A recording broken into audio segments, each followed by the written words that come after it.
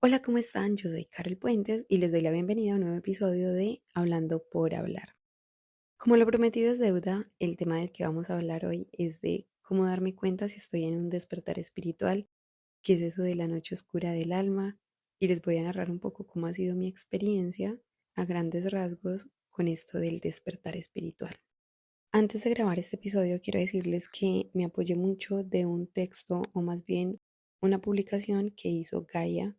Gaia es una página y también una aplicación que me gustan mucho porque tratan de todos estos temas que son como de cuestionamientos de la vida, como existenciales también, ¿no? Un poco, que básicamente eso es lo que pasa con el despertar espiritual, que se manifiesta a raíz de una serie de sucesos que nos incitan como el cambio, como a conectarnos más con nosotros mismos y hacernos preguntas que de repente nunca antes nos hacíamos.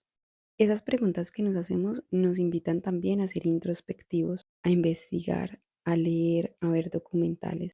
Y básicamente tienen que ver como con cuestionamientos de dónde vengo, quién soy, qué hago aquí, para qué vine, qué sentido tiene la vida si X o Y cosa. Empiezas a preguntarte cuál es el sentido de tu propia vida, cuál es tu rol en el mundo. Y de repente empiezas a trabajar tanto en ti que vas descubriendo como tu mejor versión. Pero antes de empezar como a trabajar en uno y demás, como les digo, esto empieza cuestionándose uno muchísimas cosas. Se va uno también como a reevaluar, como decía en la página, las creencias con las que uno venía y contrasta esas creencias con lo que realmente puede ser o no ser. Y empieza uno como a permitirse crear en otra.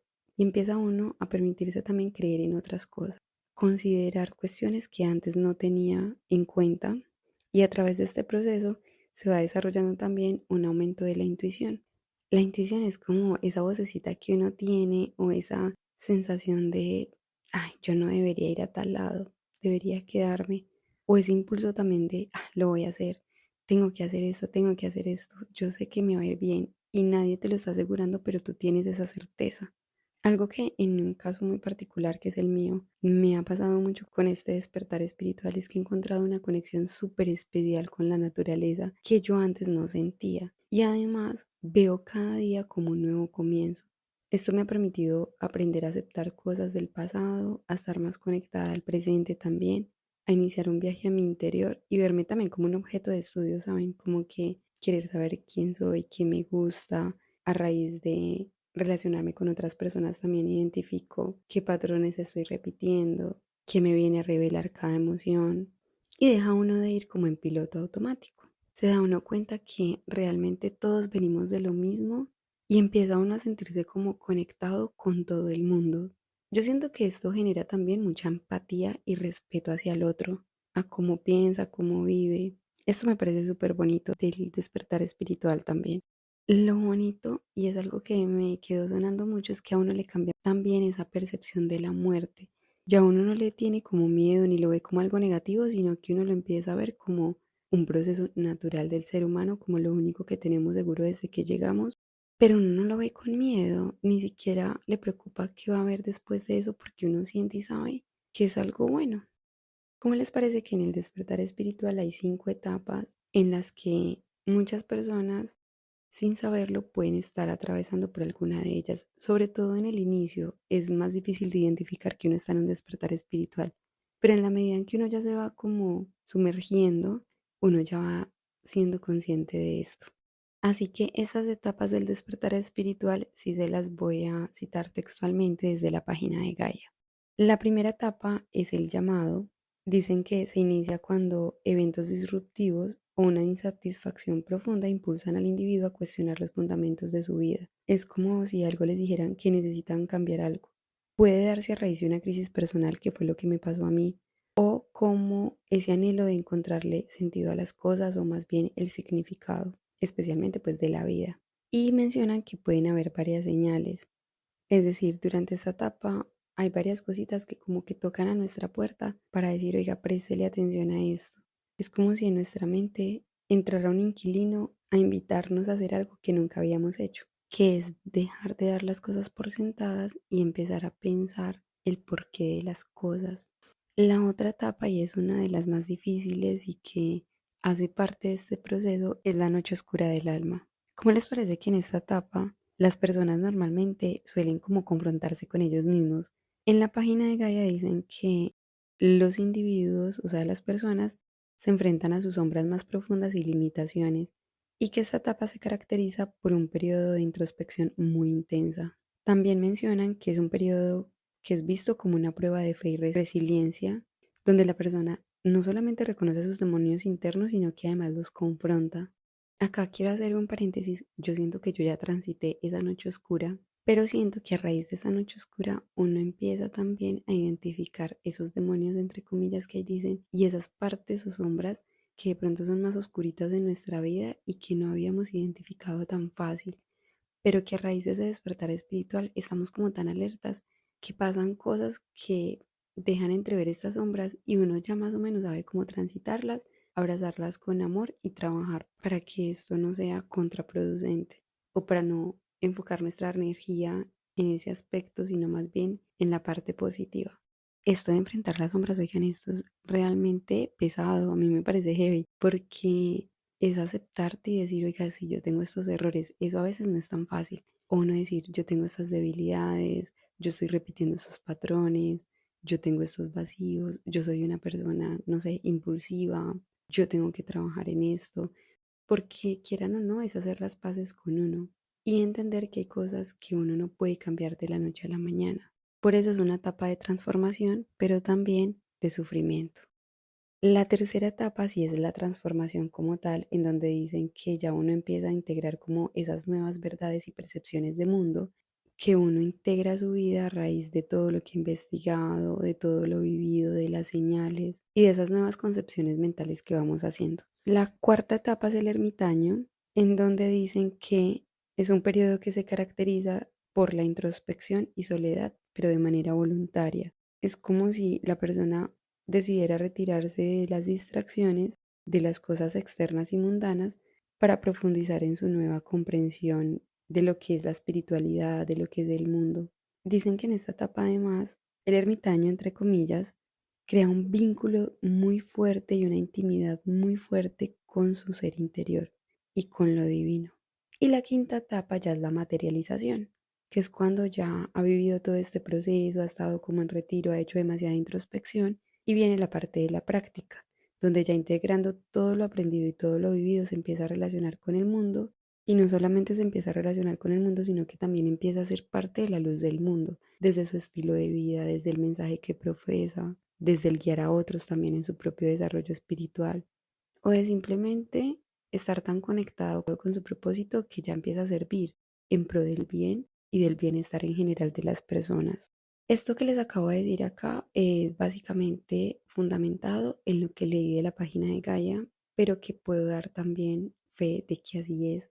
Si tuviera que decirles en qué etapa estoy, uy, la verdad estoy dudando un poco. Pensaría que estoy en la parte de la materialización o en la parte del ermitaño. Yo creo que estoy entre dar ese paso del ermitaño a la materialización, porque además yo tomé la decisión de irme a Madrid a estar sola y como enfocarme en los proyectos, pero ha sido un viaje demasiado introspectivo. De hecho, estuve haciendo un voluntariado, he estado muy conectada con lo que tiene que ver con la meditación y he empezado a mirar mucho, mucho hacia adentro y a escarbar un montón ahí. Esto no ha sido fácil. O sea, he pasado por una montaña rusa de emociones. Y no solamente por eso, sino porque al encontrar también mi propósito, estoy tratando de ser lo más coherente posible con lo que vine a hacer y que de ello pueda vivir también para dedicarme al 100% a esto. Yo definitivamente ya estoy dedicada al 100% como con mi propósito, pero estoy en ese trance de empezar a generar ingresos con ello. La intención obviamente es este mes ya dar ese paso tan grande y tan importante en mi vida. Y aunque ustedes no crean, eso cuesta un montón porque pues está el autosabotaje, el creerte que puedes, el reconocer tu valor, y también cuesta no solamente desde el hecho de cumplir tus sueños y vivir de tu propósito, sino también el hecho de todo lo que eso implica con relación a tenerte que alejar, al tener que emprender viajes y lo que descubres en ello, porque de verdad hay revelaciones en nuestra vida que son muy dolorosas. A mí las que más me han dolido tienen que ver con el amor, la familia y lo que yo he permitido en mi vida. Porque quieran o no, pues uno empieza a ser consciente de que hay muchas cosas que por nosotros ir en piloto automático no detectamos a tiempo y permitimos hasta el punto en que nos volvemos víctimas por voluntad propia, por el simple hecho de no ser conscientes de que nosotros tenemos esa capacidad de decisión, de cambiar el rumbo de nuestra vida. No importa dónde nos encontremos, no importa la edad que tengamos, incluso no importa si hoy decides cambiar y mañana te mueres. A lo que voy con esto es que es una decisión y lo que pase de ahí para allá es simplemente tú seguir dando pasos hasta que la vida te lo permita o hasta que tengas ese encuentro con la muerte. Un despertar espiritual implica también que hayan personas que se alejen de ti y que tú también te empieces a alejar sin darte cuenta, porque vas identificando que hay estilos de vida o formas de ver la vida más bien, en donde tu nuevo ser o tu nuevo yo no es tan bienvenido porque esas personas no están viviendo ese proceso que tú estás viviendo. Pero tú que si estás en ese proceso, pues comprendes mejor. ¿Por qué? Porque tienes una capacidad de ver la vida desde una perspectiva, entre comillas, por así decirlo, más amplia, más global. Mientras que la otra persona no. Y eso hace que le cueste más comprender lo que haces, las decisiones que tomas y dónde vienen las etiquetas. Ay, el hippie. Ay, el loco. Entre muchas otras, ¿cierto? Afortunadamente, cuando uno está en ese despertar espiritual y pasa ya por todas estas etapas, uno ya no juzga eso porque uno sabe que las personas están en otro nivel de conciencia, por así decirlo, en donde les cuesta mucho saber el por qué actúas como actúas. Porque es que lo normal con lo que nosotros llegamos al mundo es ir en piloto automático.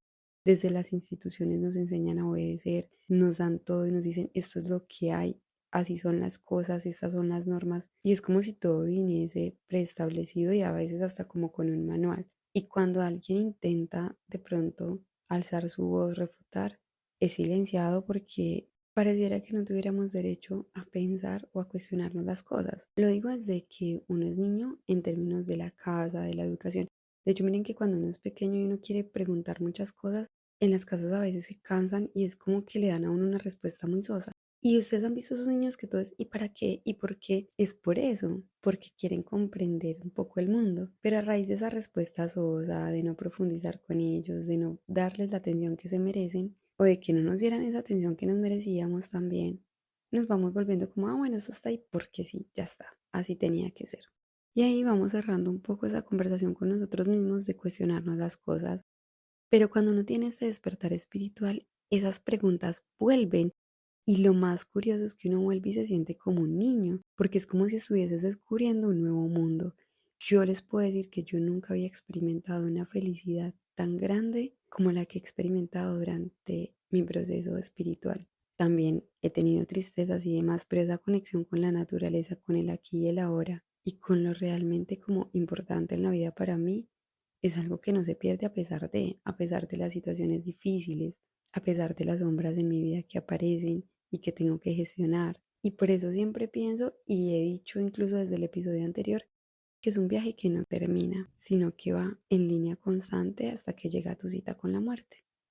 Y bueno, básicamente hasta aquí el episodio de hoy. Espero haberles aclarado algunas dudas, espero que si alguien pudo identificar alguna de las etapas en las que se encuentra, esto haya sido como una lucecita, o si no sabían que estaban en un despertar espiritual y a raíz de este episodio se dieron cuenta de ello, pues bienvenidos a este viaje tan increíble que es un viaje muy introspectivo, pero que efectivamente mejora nuestra relación con el mundo en general y con las demás personas. Recuerden, yo soy Carol Puentes, esto fue un episodio de Hablando por Hablar. El viernes tenemos una cita con quien está detrás del podcast, un ejercicio autobiográfico que estoy haciendo en donde estoy contando la historia de mi vida en línea de tiempo continua. Y les recuerdo también que estoy ofreciendo sesiones uno a uno vía Zoom, unas sesiones que se llaman conversaciones con propósito, en donde podremos hablar de cualquier tema. Puedes llegar con o sin expectativas, pero es importante también que sepan que no es una cita psicológica, que yo no soy psicóloga, eso no es terapia, sino como su nombre lo indica, conversar. Bueno, les mando un abrazo enorme, yo soy Carol Puentes y nos escuchamos en un próximo episodio.